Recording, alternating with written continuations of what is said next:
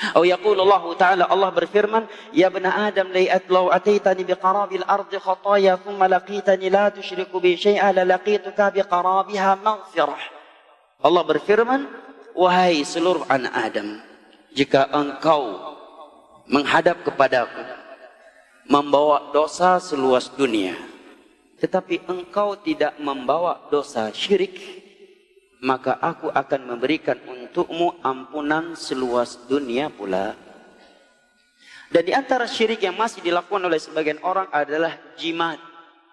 Ya, Nabi katakan at-tamimatu syirik. Jimat adalah syirik. Jualan bakso ada jimatnya. Iya.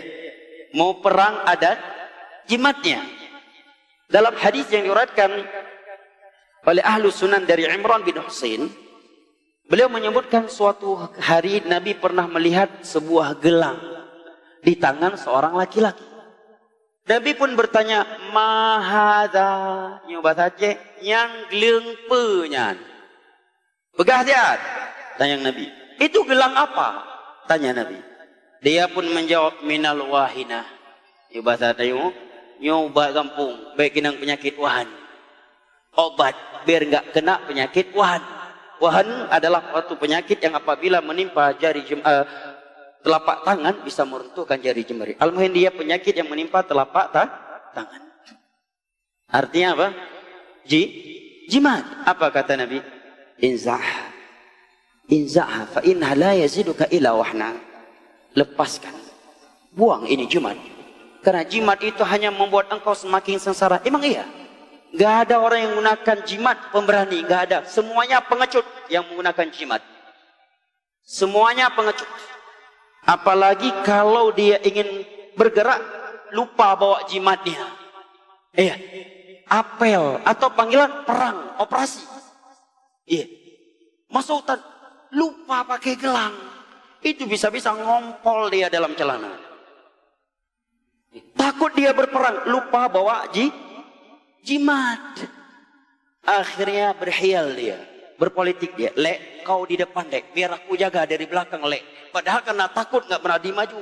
Iya, karena nggak bawa jimat. Atau sebagian jimat nggak berlaku, nggak berguna kalau hujan turun. Maka ketika hujan turun dia pun gelisah. Atau sebagian jimat harus menyiapkan kopi pahit di malam Jumat, ya, setelah pertengahan malam. Kalau tidak, jimatnya bermasalah. Kalau dia lupa, dia pun gelisah. Iya. Adapun seorang mukmin, dia nggak pernah gelisah. Mampir di tempat angker, Nabi ajarkan solusinya.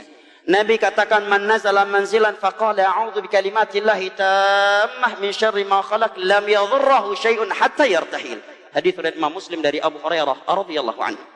Barang siapa yang mampir di suatu tempat, hutan, pinggir pantai, ya, di depan goa, di tempat angker, sedang perang atau tidak sedang perang, dia berzikir, a'udzu bikalimatillahi tammah min syarri ma khalaq. Aku memohon kepadamu ya Allah dengan kalimat-kalimatmu yang sempurna dari segala kejelekan yang telah engkau ciptakan. Maka tiada satu makhluk yang dapat membahayakan dia sampai dia meninggalkan tempat itu. Gak butuh jimat seorang mukmin. Ahli tauhid gak butuh jimat. Hana perle ke beneng yang kali ke peruh-peruh le orang malim. Hana perle koh butuh. Iya. Mia itok le ule itok si walaupun nasi peluh nak buleng dari orang paling malim itu ya.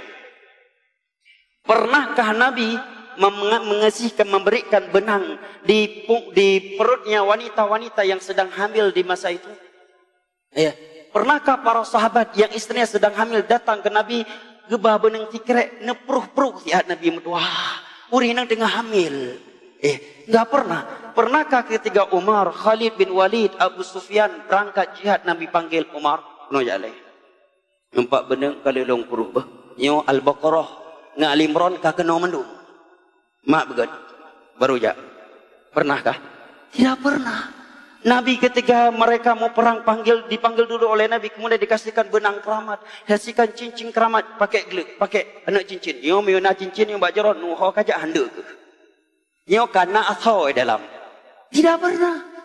Karena Al-Quran bukan untuk itu. Padahal Nabi adalah Rasulullah sallallahu alaihi wasallam. Iya. Maka Nabi katakan, buang ini jimat, fa innahu la yaziduka ila wahna. Jimat itu hanya membuat engkau penakut, pengecut dan lemah. Falau mita ma aflahta abada. Kalau kamu mati masih menggunakan jimat, kamu binasa selama-lamanya. Ini hal-hal yang cukup prinsipil yang perlu kita bahas. Ya, sekarang banyak orang bahas ekonomi ini itu, masalah syirik masih banyak dibiarkan. Yang itu adalah sebab kehancuran agama dan bangsa. Betapa banyak sebagian orang tidak beranggapan sial kalau dia hidup tanpa salat, tetapi dia beranggapan sial kalau melewati kuburan aulia di suatu tempat kemudian tidak turun nitip sedekah di situ. Iya, khawatir malang, khawatir sial perjalanannya, tapi dia nggak khawatir sial hidup tanpa salat, tanpa puasa, tanpa melaksanakan perintah-perintah Allah yang lainnya. Apa yang menyebabkan demikian? Syirik, jemaah. Syirik ini bahaya sekali, jemaah.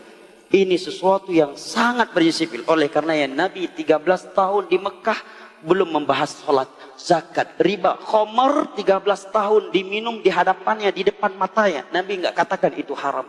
Riba 13 tahun Nabi diam.